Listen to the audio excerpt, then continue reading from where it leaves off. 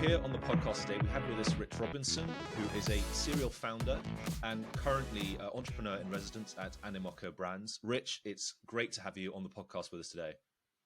Roberta and William, any Peking University students are students of mine. I've been a proud clinical professor at Beida for 8 years now at the Guanghua MBA teaching entrepreneurship in China. So I know you guys are at the HSBC program and studying something different, but yeah, it's for those of you out there, you know, Harvard back in the city of Boston gets a 5% admission rate, but Peking University, that's 1 out of 20.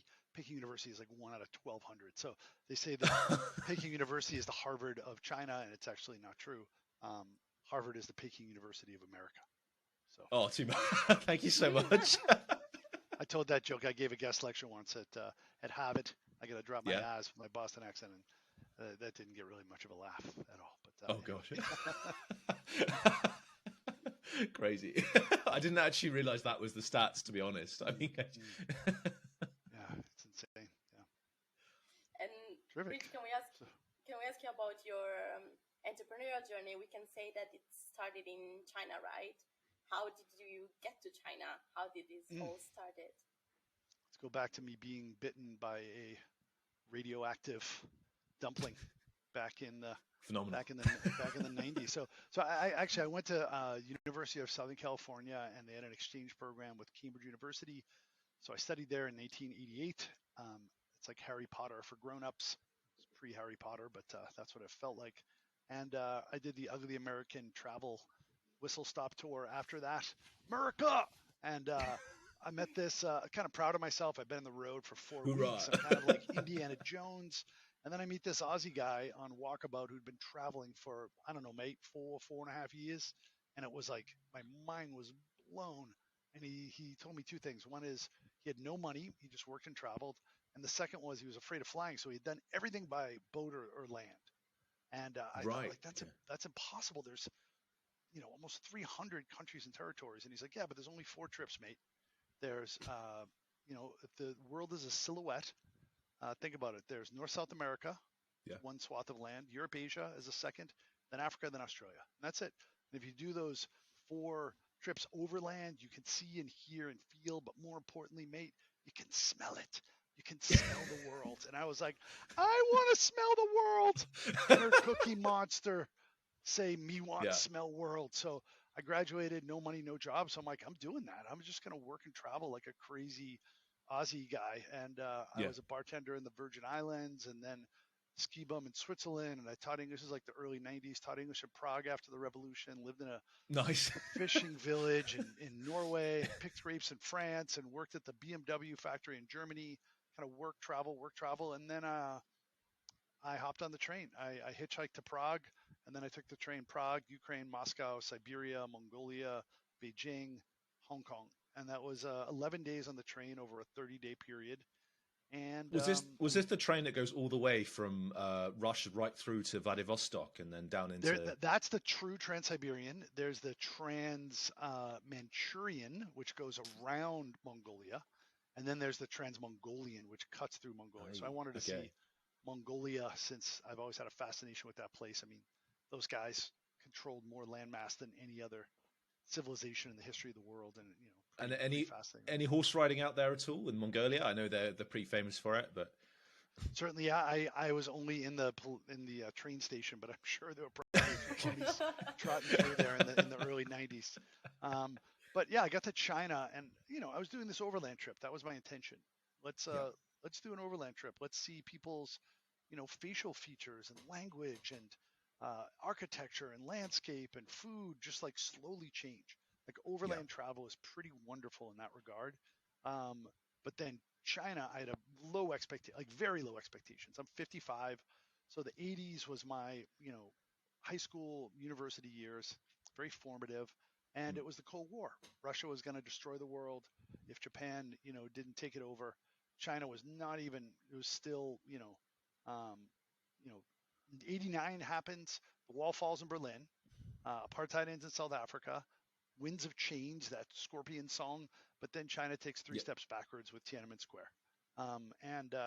So low expectations for modern China, and nothing in the press about how dynamic and amazing it is. And then I get there, and then the dragon just Game of Thrones swoops down, Then this digs her dumpling emerged.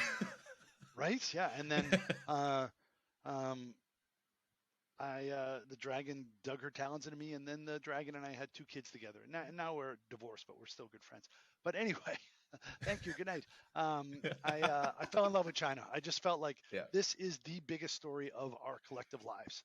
The rural to urban migration, the increase in GDP per capita, and indeed, when I was growing up, 70% of China was in extreme poverty, and the official statistic today is not just zero, it's fucking zero. It's zero. Fucking zero is the official statistic. Yeah. And you can't, rely on all statistics in China, but that's, extreme poverty is so close to zero that that's the official, like World Bank statistic. I think that was one of the big things about, Deng Xiaoping raised, I think they said 1 million out of poverty with some of the reforms. But then it was billion. It turns out to be a billion raised out of poverty. And, sure, China gets a bad rap these days, and some of it deservedly so, and other not so much. But that's one thing that's certainly miraculous in modern history.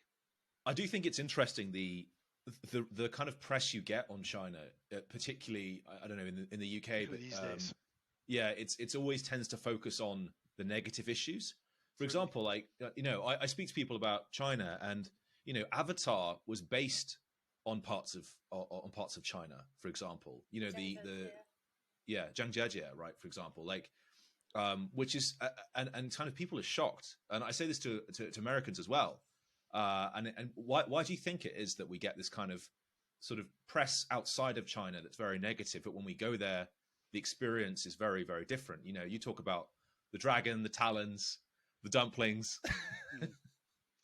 Yeah, I think some of it is, deserved, of course, just like a lot of the criticism of America or the UK or Italy or whatever, right? I mean, like everybody has, nobody is a hero to their footmen, and anything up close is looking not so good. It's just sort of, Zhejiang's a male Baofa. It's the way things are. But they're, if you think about the sweeping history of, I like to say in my MBA class, GDP since Jesus, like from the year 0 to now, China absolutely dominated the entire planet up until the Industrial Revolution, and it got really left behind. And it was mostly a function of population. India, China, you could only work from sunrise to sunset. You can only have so many beasts of burden. But they also had technology innovation, and they also had amazing systems, and they also had true enterprise and industriousness that I think is still unrivaled by the rest of the world. That's my other podcast. It's called At the Speed of China, like at the speed of light. And the thesis is that 4 years outside of China is a year inside China, and I would stand by that. Over the past few decades, even accounting for COVID. That being said, their ideology, their approach is quite different from the West. Democracy is the worst form of government, except for all other forms of government, as your man Churchill once said. And I think, it's the perfect imperfect system or something like that. Certainly, it's super messy, but there is something to be said for democracy. Just as I have 3 kids, I'm not giving them democracy till they mature. And there's a great book called Future of Freedom by Fareed Zakaria, and he says there has to be a certain GDP per capita for democracy to work. Otherwise, it doesn't really work. People are still struggling for their Maslowian hierarchy of needs. Then they don't really care so much about freedom when they're like barely able to sustain themselves. So China doesn't quite have that yet. And it will eventually, but that doesn't mean it's going to be democratic. But in the meantime, what's the method? Like, not everybody should be democratic.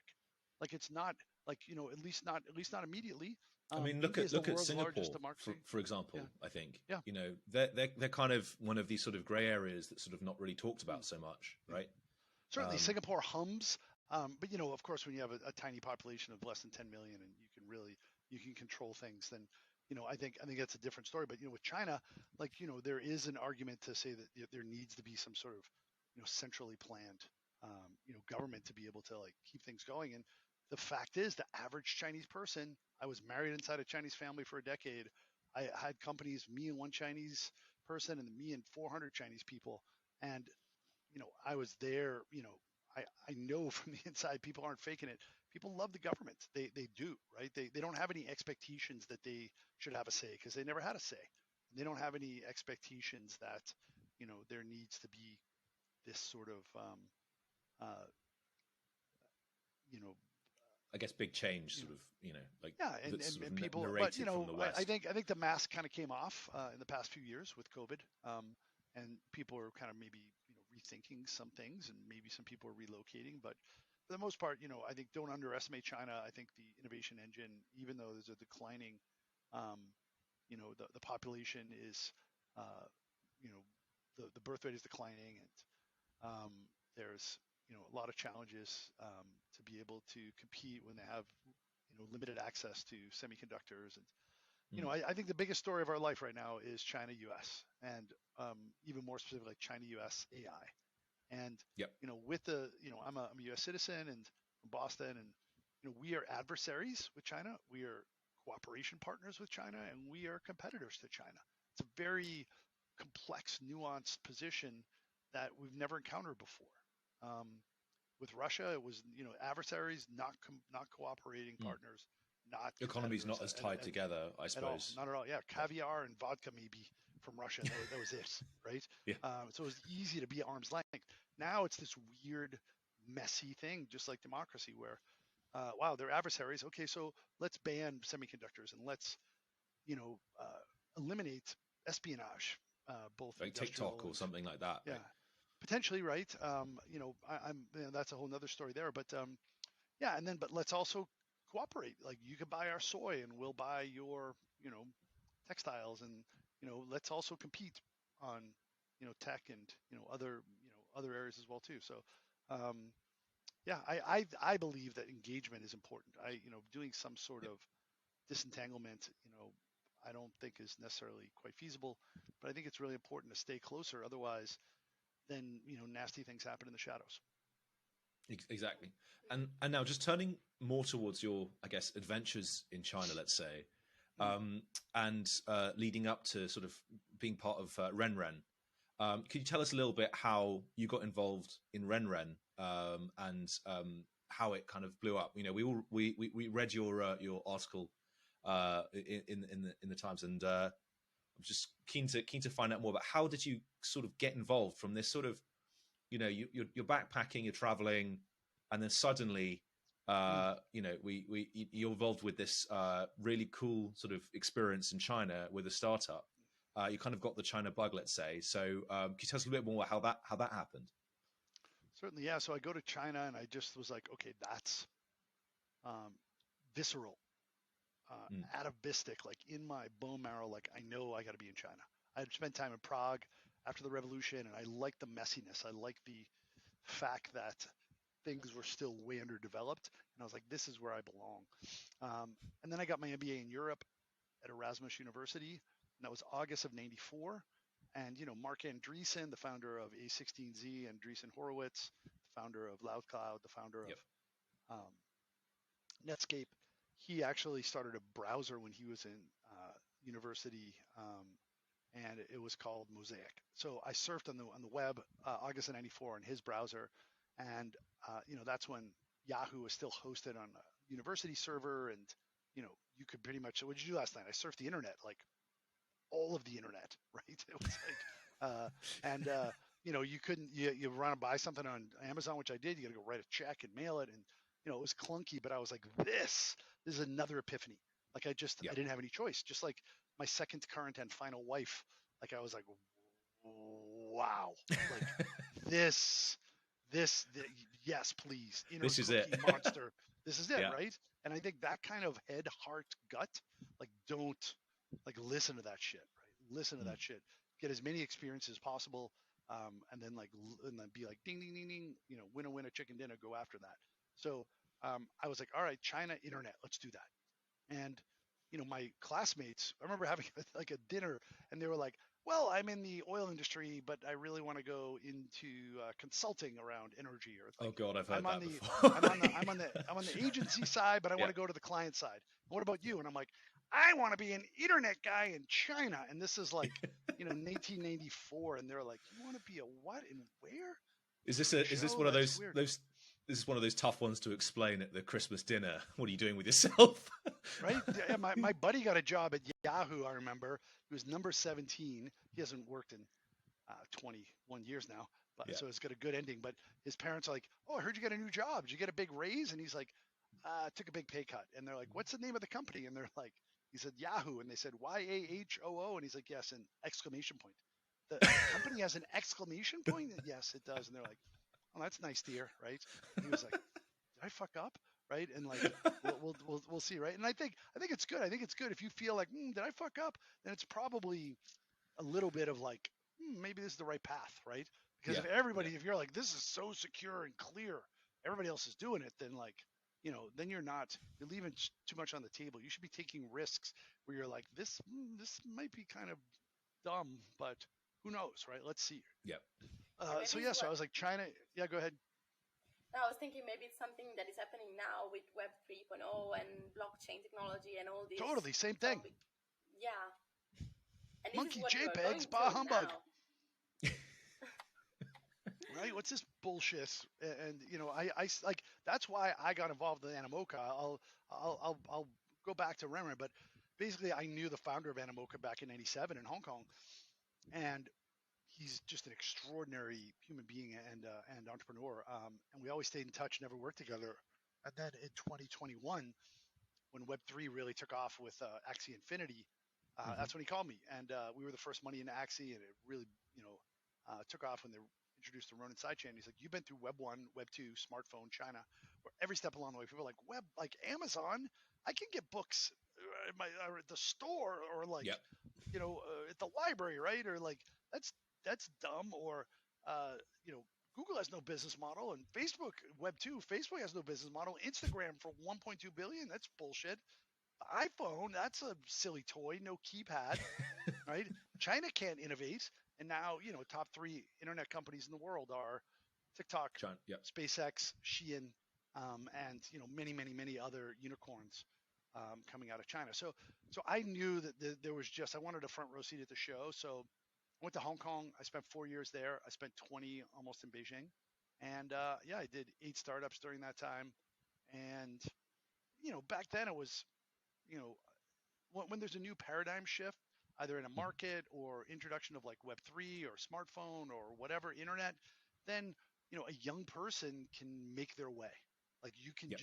because you're basically on the same starting line as everybody else. And here's a hack for you people to like get ahead of that starting line, which is uh, and it's something I advocate to all my students, and it's something that I did for fun and profit, which was to be a thought leader in the space by bringing people together. So you create a group, virtual group, but then you have an in-person group. You start a podcast like this, and you bring Yep. in thought leaders. But you have like a very like a like yours. Yours is I like what you guys are doing, but I think having like one niche, like Yep. and kind of stacking it, like I don't know, like enterprise. Software and social media in Asia, right? And like getting all the Okay. expertise in that and doing, and then getting all the Just guanxi and relationships with that, and then Yep. like kind of like putting your flag in the sand, and then you're building up this, user base that's And then transforming to sort of physical events, I think is the physical kind events, of and then you bring yeah. people together and you become a connector and a thought leader, and then later you're like, hey, I need a job, or I need to raise money, or I need to hire somebody, I need to do a partnership, I need to get in press, and like all that becomes, and you can do that if the industry, and that's what I did. I started this Yep. networking group called I&I, and when I was at Renren, and we had a speaker come in from mainland China, small 50-person company. They just raised 10 million bucks, and he just crushed it. And Yep. that guy was Jack Ma. Jack came in and Wow. spoke, Okay. and we had 300 people show up, and the SCMP was there. And the South China Morning Post said, "What about revenues?" And he's like, "Revenues?" And he like scurried across the ballroom, the Farama Hotel, and he's like, points back to the guy, and he's like, "Revenues?" And he runs back again, and he's like, "We're running too fast for revenues." And the guy that I had brought like slammed his drink down. He's probably my age, back then. 20 years ago, Yeah. and he was like charlatan, and he left. And of course, Jack became the richest man in China, but he now owns the South China Morning Post. But back then you could do shit like that, right? You could just have somebody come and speak to your group, and yeah. So and then I've been involved with the other startups as a